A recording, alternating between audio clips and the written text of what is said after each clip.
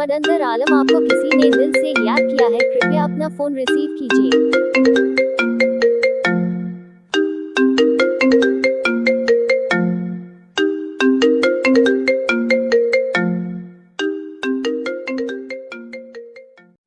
किसी भी मोबाइल की रिंगटोन के साथ अपने नाम की रिंगटोन बनवाने के लिए अपना नाम कमेंट में लिखें और चैनल को सब्सक्राइब जरूर करें।